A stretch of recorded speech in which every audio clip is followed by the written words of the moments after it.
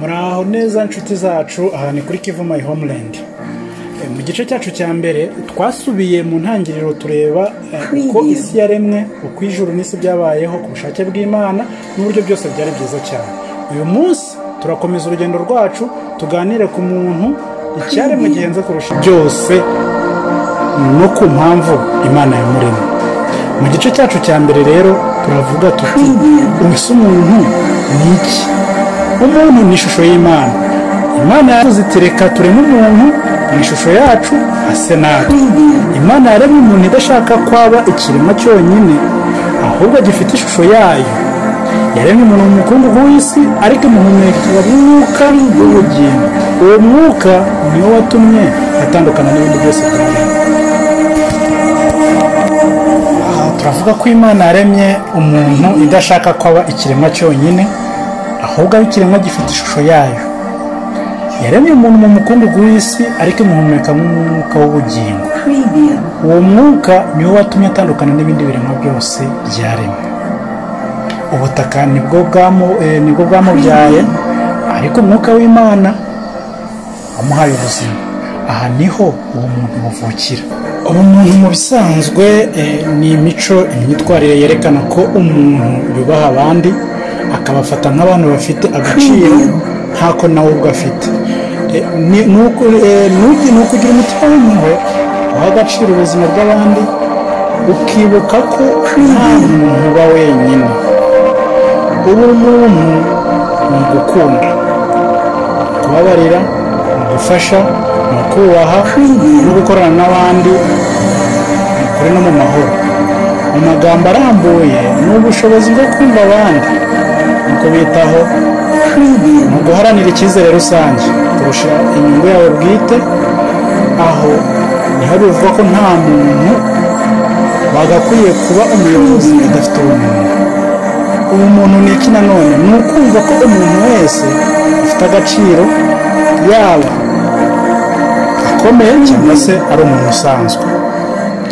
Ubumuntu mu muco nyafurika, ubusobanuro bw'umuco nyafurika, mu muco w'abanyafurika nko mu Rwanda cyangwa muri Kongo, cyane cyane hano iwacu muri Kivu n'ahandi muri Afurika, ubumuntu ni ihame remezo, ni ihame ry'ubuzima bw'abantu mu muryango. Hari n'ijambo rikomeye abanyafurika bakunda kuvuga ngo ubumuntu buvuga ngo umuntu ni nk'abandi.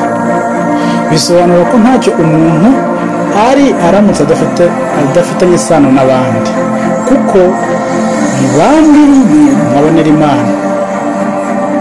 Uwo muntu rero ni gahunda, ni ugukunda mugenzi wawe nk'uko wikunda, nk'uko Bibiliya bivuga, kumva ubuzima bwawe bufite isano n'ubwe, gukora ibyiza atari kubw'inyungu zawe, ahubwo ari kubw'inyungu z'abantu bose.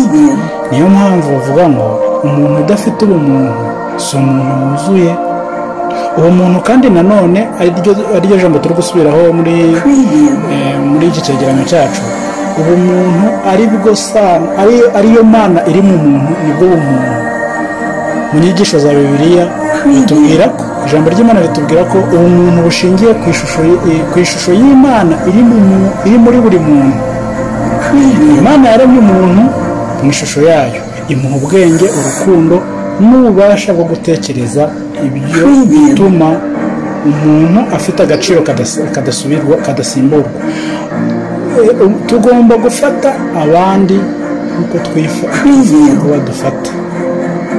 Tugomba gukunda mugenzi wacu nk'uko twikunda, nk'uko muri Bibiliya hatubwira. Muri Bibiliya ni kuba umutima wawe ukora nk'umutima w'Imana mu bantu. Nicyo ubumuntu busobanura. Ushatse kuvuga ngo umuntu udafite ubumuntu aba ari umuntu. Ikindi cya kabiri muri Bibiliya ko batubwira ubusobanuro bw'umuntu ni ugukora icyiza nubwo nta muntu waba akureba, cyangwa se ugakora icyiza nubwo ntawe cyaba kireba. Icya gatatu, kubabarira no kugira imbabazi. Kugira ubumuntu hakubiyemo kubabarira no kugira imbabazi. Amagambo magufi, ubumuntu mu mutima w'urukundo, impuhwe n'icyubahiro, gaza ishusho y'Imana muri twe. Ni isano y'urukundo ihuza umuntu n'undi, ndetse n'umutima ndetse n'umuntu n'Imana, ndetse ihuza umuntu n'undi igahuza n'umuntu n'Imana. Umuntu ni isano, umuntu ni isano iri hagati y'isi n'Imana. Umuntu ni isano iri hagati y'isi n'Imana. Ese ni izihe nshingano z'umuntu ku isi? Twavuga ngo ni izihe nshingano Imana irema umuntu, yamuhaye izihe nshingano bakore ku isi? Kuko muri buka ikiganiro cyacu turimo isi n'ibyaremwe, Imana yabwiye umuntu iti mubyare mwororoke mwuzure isi muyitegeke. Ariko icyo gutegeka ntabwo ari ugusenya, ni ugucunga, kurinda, gukunda no kubungabunga ibirimo. Isi yari ubusitani bw'amahoro, umuntu yagombaga kuba umurinzi w'isi, ntabwo yagombaga kuba umuntu wo gusenya isi. Ese gusenya isi no gufata isi nabi no kuba tugira ibibazo byaba byaraturutse, ese icyaha n'ivuka ry'ububabare byo byaje bite? Ariko igihe cyarageze umuntu ntiyubahiriza isezerano rye n'Imana, yashatse kuba nk'Imana ubwe, arya ku giti cy'ubumenyi bw'icyiza n'ikibi. Icyo gihe umubano hagati y'umuntu n'Imana urangirika, isi irarwara, imitima irababara, intambara ziraza. Ariko na n'ubu Imana ntiyigeze ireka umuntu yaremye. Twakwibaza tuti ese ni ukubera iki Imana itaretse umuntu yaremye? Ese ni ubuhe butumwa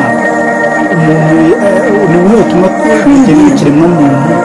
Kuko ibi byose byarabaye ariko bikarangira Imana itamuretse. Imana ntiyigeze ireka umuntu, ndetse Imana ntiyaretse Afurika yacu, Imana ntiyaretse Kongo yacu, Imana ntiyanaretse mu Kivu yacu. Yahaye abantu ubushobozi bwo gutekereza, gukunda no kubabarira. Ubumuntu, ubumwe n'icyubahiro y'Abanyafurika ni ishusho y'icyo Imana ishaka.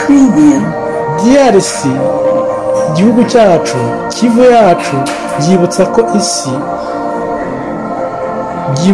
byibutsa isi ko ubumuntu butarangirira mu rukundo, mu bwitange butangirira ko ubumuntu butangirira mu rukundo, mu bwitange no mu bumwe. Ese ni uwuhe muhamagaro umuntu afite? Nisubira mu mizi, bwo gusubira mu mizi cyangwa ku isoko. Imana yaremye isi ngo ibe ubusitani bw'abantu, ariko ubusitani bwacu burarira. Kivu iraduhamagara gusubira ku mizi, gukunda isi, kubaha ubumuntu no gusubiza Imana icyubahiro. Niba twongeye gusobanukirwa n'uko twaremwe, tuzongera kubaho neza muri Kivu yacu buri bushya.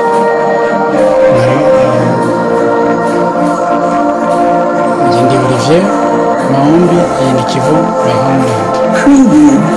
Ntimwibagirwe gukanda subscribe, ukore share na comment no gukomeza, hanyuma dukomeze urugendo rwacu rwo gusobanukirwa n'inkomoko yacu. Isi n'abantu nicyo cyari ikiganiro cyacu. Iyi ni Kivu by Homeland.